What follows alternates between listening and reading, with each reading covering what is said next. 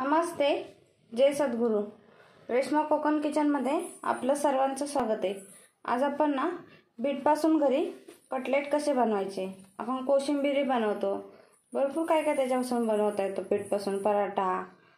तर आपण आज कटलेट पाहूया. त्याच्यासाठी इथे मी 2 बटाटे घेतलेले आहेत, सोललेले, साल काढलेले आणि स्वच्छ धुवून पाण्यामध्ये घेतलेले आहेत मी. तसेच इथं 2 बीट घेतलेले आहेत, त्याचे 2 भाग केलेत आणि तेही घेतले कुकरच्या भांड्यात. आता आपण कुकरमध्ये लावून घेऊया. इथे मी कुकरमध्ये पाणी घेतलेलं आहे एवढं असं. आपण बटाट्याचं पहिलं भांडं ठेवून घेऊया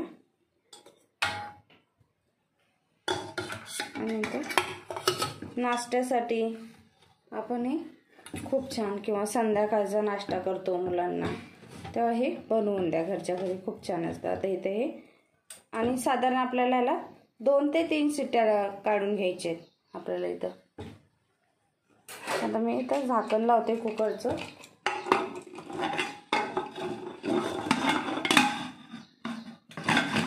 आणि इथं मी आता बारीक गॅसवरती 2 शिट्ट्या काढून घेते.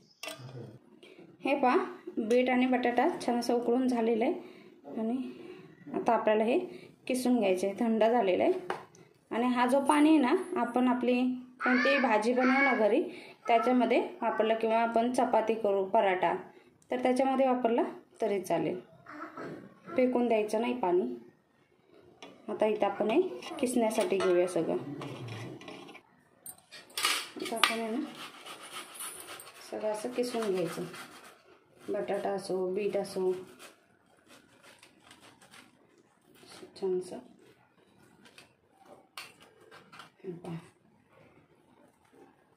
असं करून घ्यायचं सगळं. आता मी असं सगळं बीट आणि बटाटा किसून घेते.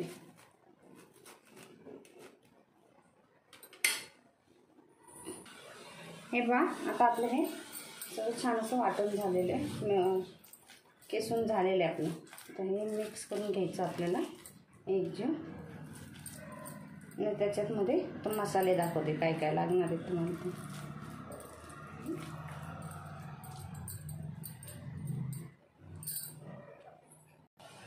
आता इथे मी बारीक चिरलेली कोथिंबीर घेतलेली, धने पावडर 1 चमचा, इथे गरम मसाला 1 चमचा, इथं लाल मिरची पावडर 1 चमचा. तुम्हाला जेवढी तिखट हवं असेल तरी घातला तरी चालेल. आता इथे मीठ घेतलेलं आहे चवीनुसार. इथे जाड रवा घेतलेला आहे आपण कोटिंग करण्यासाठी वरतून. आता हे आपल्याला लागणार आहे.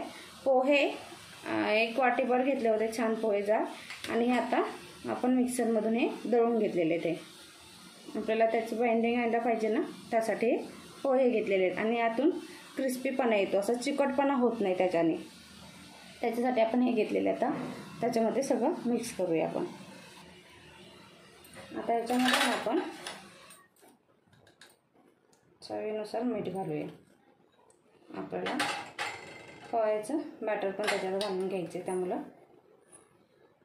ते तर मिरची पावडर,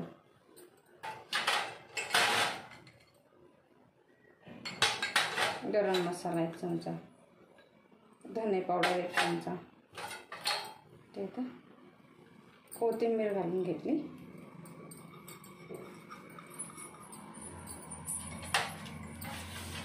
आता याच्यामध्ये आहे ना थोडं थोडं आपण जे पीठ आहे ना पोह्याचं, आपण पोहे दळून घेतले ना त्याचं पिठाचं घ्यायचं आणि मिक्स करायचं.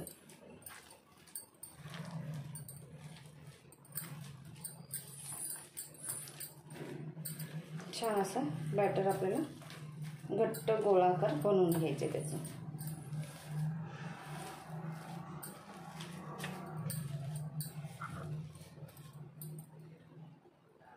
थोडं थोडं घालायचं, म्हणजे आपल्याला किती लागतं ते समजतं आपल्याला.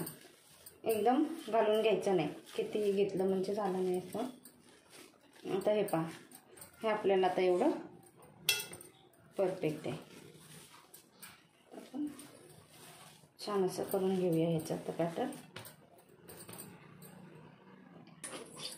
आता ह्याच्या आपण ना छान असं जेवढं तुम्हाला कटलेट बनवायचे त्याप्रमाणे तुम्ही गोळा घ्यायचा याचा पीठचा आणि हातावरती तुम्हाला कसेही बनवू शकता तुम्ही. असं काही नाही की तुम्ही असे गोल किंवा तुम्हाला जसे बनवायचे तसे बनवा.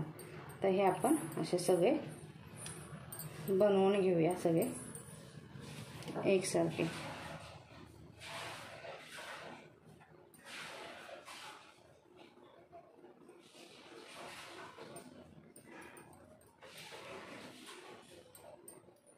आता मी याचे सगळे असे बनवून घेते.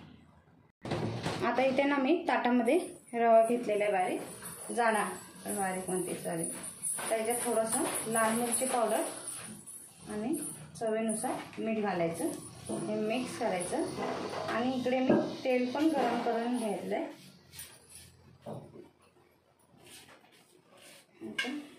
हे आपल्या इकडं सगळे एकसारखे झालेले.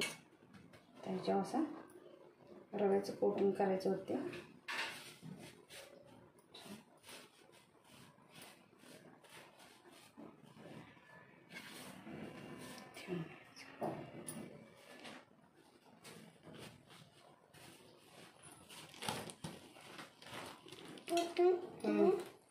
आणि जाड रवा असला ना की तो करपत नाही लवकर, त्याच्यासाठी आपण जाड रवा वापरायचा. आता इथे मी आधी 2 कटलेट रव्यामध्ये तयार करून घेतले. आता इथे याच्यामध्ये मी तेल घालून घेतले आणि पसरवून घ्यायचं. आपल्याला हवा तर आपण अजून ते तरी चालतं. आता हे आहे ना आपण कटलेट असे सोडून घ्यायचे त्याच्यामध्ये.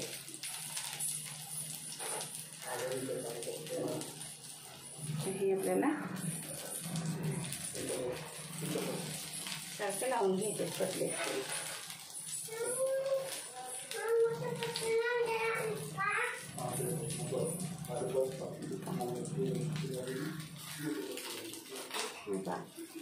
आता हे आपण घेतले ना, आता याच्यावरती थोडा वेळ झाकण ठेवायचं 1 मिनिटभर. हे पहा मग ते झाकण काढते आणि याला आहे ना आपण असं पलटून घ्यायचं.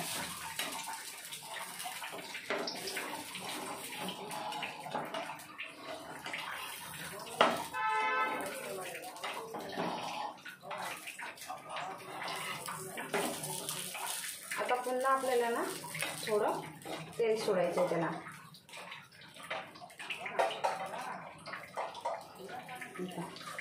एक चमचा भरून मी तेल सोडला. आता तो आपल्याला एकसारखा असं त्याला फिरवून घ्यायचा ते. आणि आता पुन्हा त्याला 1 ते 2 मिनिटं आपल्याला ह्या साईडने भाजून घ्यायचं झाकण ठेवून. हे पहा आपले आता कटलेट झालेले आहेत. आता आपण हे काढून घेऊया. प्लेटमध्ये काढून घेते.